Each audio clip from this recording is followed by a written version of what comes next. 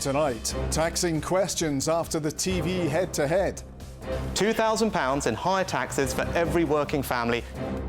Sir Keir Starmer says Rishi Sunak is lying and Labour is not planning tax hikes if he wins the general election. What you saw last night was a Prime Minister with his back against the wall, desperately trying to defend 14 years of failure. Also tonight, taking the temperature of the electorate. STV News takes the high road to find out what you think about the policies and the politicians. I'm on the bonny banks of Loch Lomond, finding out what people think the priorities of the next Prime Minister should be. Come on, sign! STV! We're the famous talk. And ahead of the tournament, we're looking back at Scotland's previous campaigns at major tournaments. I'm Kellyanne Woodland in Edinburgh. And I'm John Mackay in Glasgow. This is the STV News at 6.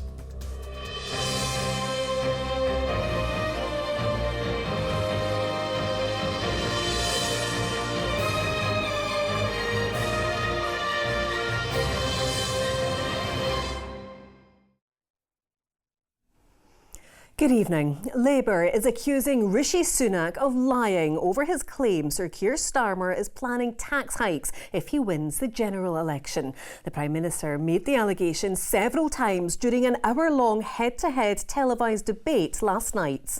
However, it emerged today that senior officials in the Treasury had already told ministers not to say civil servants were behind the figures. Conservatives have spent the day doubling down on the attack. Here's our political correspondent, Ewan Petrie. £2,000 worth of higher taxes under the Labour Party. It was a claim repeated time and time again. £2,000 in higher taxes. With his party languishing in the polls, Rishi Sunak took aim at Labour's tax plans. Independent Treasury officials have costed Labour's policies, and they amount to a £2,000 tax rise for every working family. No, this is important. Mark my words. Labour will raise your taxes. It's in their DNA. It was much later in the debate before the Labour leader dismissed the figure. Well, what's happened here is it's a classic. They put in pretend Labour policies to the Treasury and then they get a false readout. This £2,000 he keeps saying it's going to cost is absolute garbage. This morning, a letter from the Treasury emerged saying the headline figure should not be presented as having been produced by the civil service. What you saw last night was a Prime Minister with his back against the wall, desperately trying to defend 14 years of failure, resorting, and it was a flash of his character, an insight into his character, to lies. He didn't dispute it, actually. He came to that very late in the day. I'm sure he got a frantic text message from an advisor, but he couldn't rule it out to begin with when he was asked multiple times. Please, gentlemen, we will lower our voices. Often ill-tempered, the two men underlined key differences on private education, healthcare and the European Court of Human Rights. Neither made any mention of Scotland. They've just turned this election into a cuts election. Labour have no plans to change the Tories' budget, which inevitably means £18 billion worth of cuts to our public services. And again, that's why we need SNP MPs who will stand up for Scotland's public services and ensure that we continue to protect our NHS and our education system. Rishi Sunak knows more about putting up tax than any Prime Minister in history. He's put up taxes to record levels.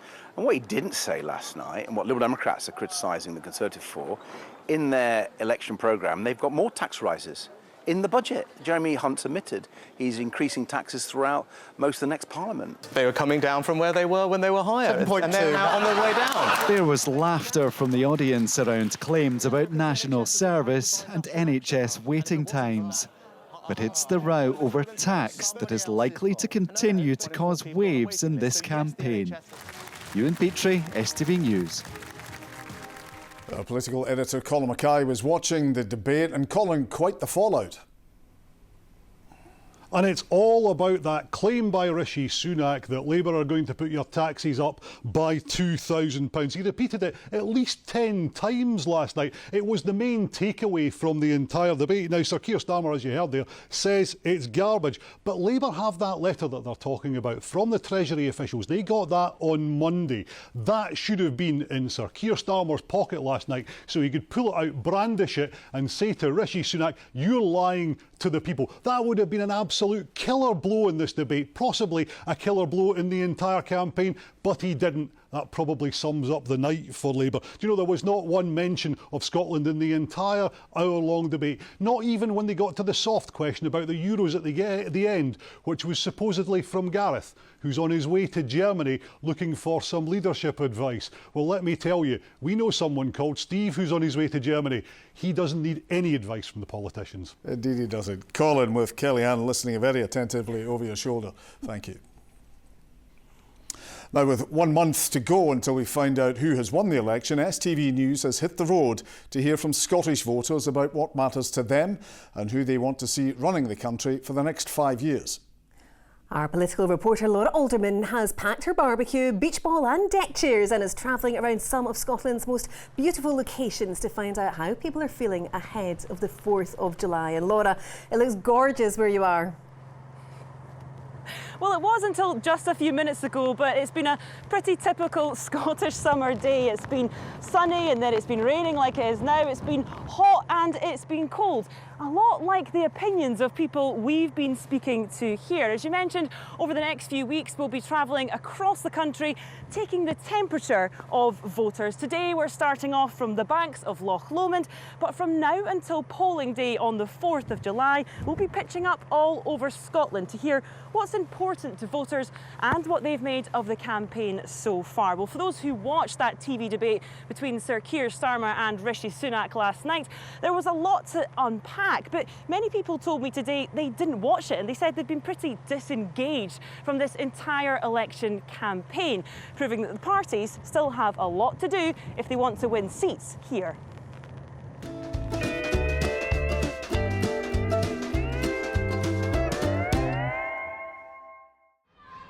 Early morning at Loch Lomond shores, and with the sun shining, it feels like summer is on the way. But so too is the general election. Armed with our STV holiday supplies, we wanted to get people's hot take on last night's TV clash. I thought that Starmer came across as, you know, an important leader, but a bit charmless. And his response to the tax question was disappointing. I think Rishi came over a bit stronger. I mean, a few times Keir got the better of him. You know, he did get the better of him a few times and he held his own. But he did kind of stutter and stammer a few times, whereas Rishi, I think, seemed to come over a bit stronger. Did you watch any of the TV debate last night? I just couldn't stand it. I think there's such a fine line between Rishi Sunak and Keir Starmer. A bit disappointed because they didn't talk about hugely what they both wanted to do. It was more obviously personal attacks between each other. While some voters have made their minds up already, others could be swung. Saying you used to vote Labour, and then you voted SNP. Do you think you would swing back to Labour now? How are you feeling? I'm minded to do that. I think there's a lot of people that I think the whole debacle with Nicola Sturgeon and her husband and what went on in the SAP and what's happening just now, changing leaders and things, I think they're going to lose a lot of votes. It was just a snap election, so we need to snap out of it, I think. Across the water in Balmaha, business owners like Stuart say they need more support and they've had enough of the political spin. Well, hospitality businesses in particular are really struggling at the moment. We feel that we've been penalised, we feel that we're a forgotten sector. The biggest thing with us, the cost of living, you know, the cost of electricity, the cost of food, the cost of labour, everything is through the roof, and there's only so much that we can charge for certain things. We're busier than we've ever been, but we're making less than we've ever done. With just under 4 weeks to go until polling day, will the country continue to head in the same direction, or will there be winds of change on the way? Well, as you heard there, many people still undecided, but the parties do have time to change that, as we've not had all of their manifestos yet. Of course, that's where we'll really get into the detail and see what their promises and priorities are. Next for us, well, we're hopefully going to leave this terrible weather and head up to Loch Ness to another Scottish holiday hotspot. Well, the weather turned quickly there, but still lovely Loch Lomond. Thanks very much, Laura. Now, MSPs have heard victims will not be automatically notified that their offenders will be released as part of Scottish Government plans to ease pressure on prisons. Victim Support told Holyrood's Criminal Justice Committee a draft list who will be freed early has shared with some agencies, but the onus is on victims to ask for information. Measures to release 550 prisoners are set to be approved next week. The Scottish Government says it's working with organisations to increase awareness. What we had hoped for was safety planning and risk planning for victims and support planning to run alongside release, but the timescales that are being discussed and the approach that's been taken is not going to allow for that this time round. A 51-year-old man has been charged with murder in Glasgow. 49-year-old Michael Lincoln was found injured at a property at Brock Road in Pollock at around 1 a.m. on Tuesday. Emergency services were called. He was taken to the city's Queen Elizabeth University Hospital, where he was later pronounced dead. Women are facing significant challenges finding work due to the cost of living crisis. A charity dedicated to supporting women into employment says the job market is bleak and is having a huge impact. Smart Work say their clients are left taking up roles they're overqualified for just to make ends meet. Laura Piper explains. For these volunteers in Glasgow, demand is rising. They help women into jobs, providing coaching and interview clothes. They say the cost of living crisis has dealt a major blow to their clients, with many desperate to find work.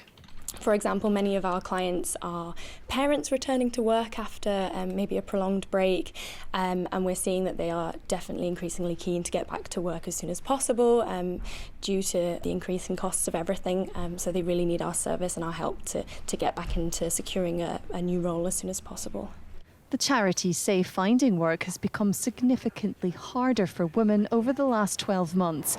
According to a survey by the organisation, women are applying on average for around 33 jobs a year without finding work. They say they face significant pressure to accept any job they can, even if it's low pay. Rachel Shearer was out of work for several years. With coaching and support, she's managed to land a job. You know, I was so nervous about getting back into it because the gap had been so long. The longer you leave it, the harder it is to get back into it, basically. Now, kind of feel like I can do anything, get back to where it was that I wanted to be in the first place. I am Scottish. It's so humbling and rewarding to see them going out after their dressing session and coaching, happy and confident. It's often an emotional experience. With tears and on both sides. More than 70% of the women the charity work with land a job. It's a number they want to see rise, not fall, as the cost of living crisis continues. Laura Piper, STV News. Now Rahman is here with the sport.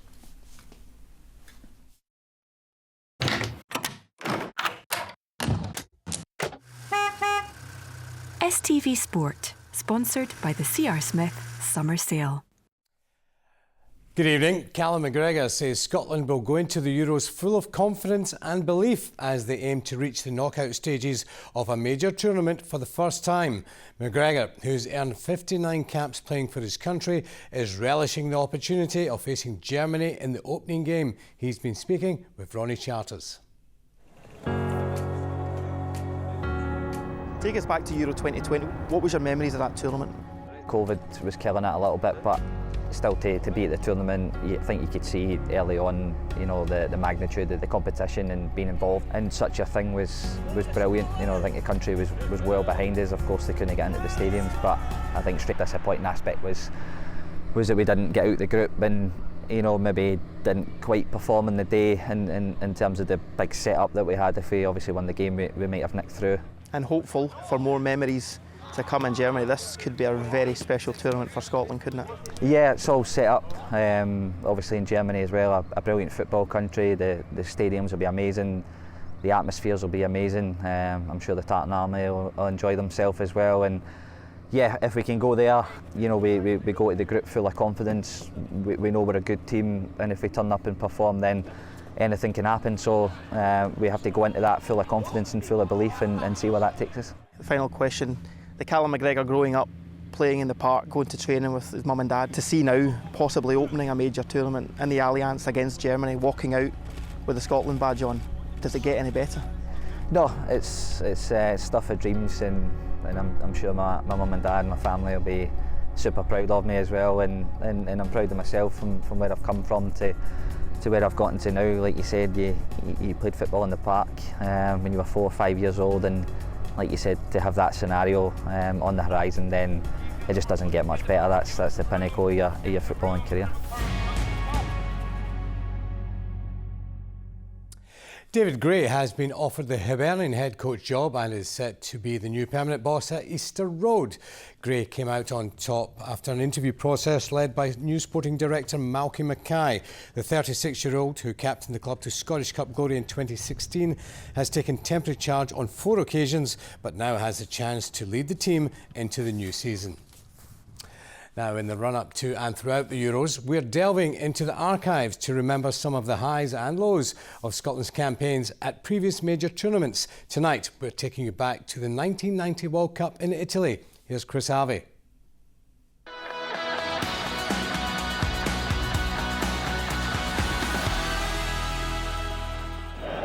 On a wet night at Hampden Park, Scotland were dreaming of warmer climes.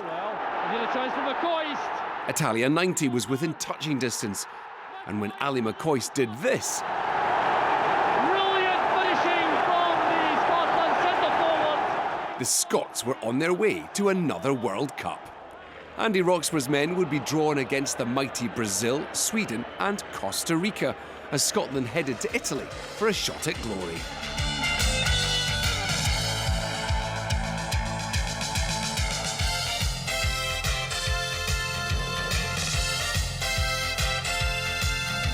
And as ever, the Tartan Army followed. Italy, come on, sign! STV! We're the famous Tartan Army, and we're here in Italy. No matter the distance, the Scots would always find a way, and as the tournament approached, confidence was high.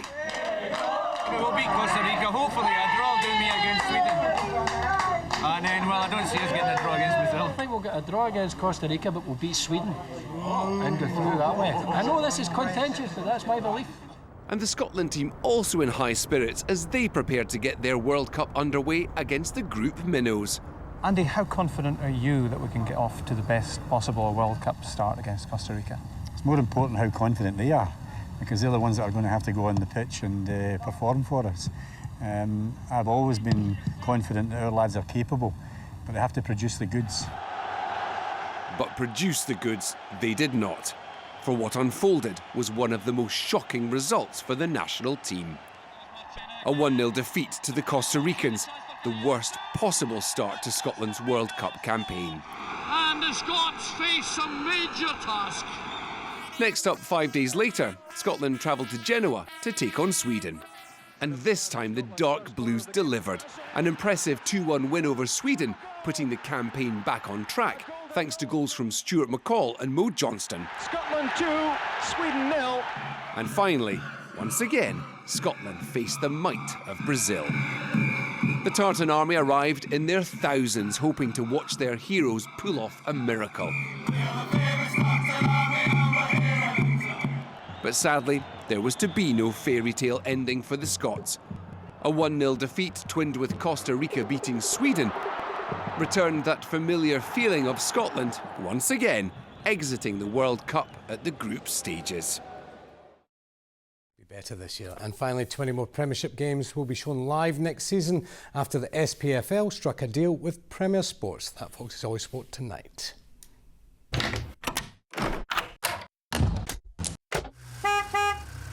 STV Sport, sponsored by the C.R. Smith Summer Sale. Let's find out how the weather is looking now with Sean. Light winds rolling in from the west. We'll be joined by some very welcomed ice creams. TUI sponsors STV weather.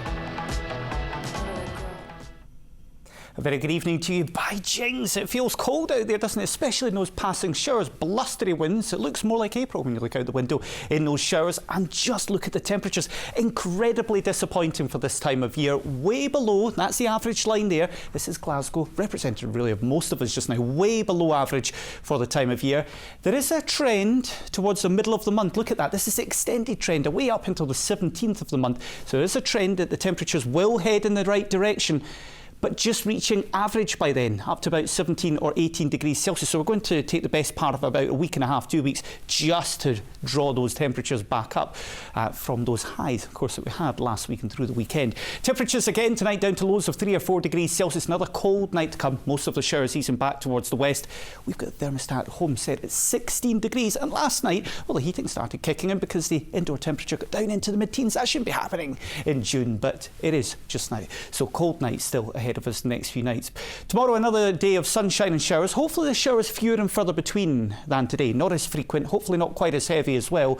Temperatures 12, 13. But like today, if you've got a thermometer in the car and you were driving into one of those showers, you'll have noticed temperatures going 13 down to about 9. Same again tomorrow. Friday, still lots of showers in the west, driest further south and east. Bye-bye. TUI sponsors STV weather. Glad Sean was doing that, not you. Did you hand to Laura saying how lovely it was just as you were being battered with the rain? Do you know, it's a good job I'm not a weather presenter. I'll stick to the day job. Good night. Good night.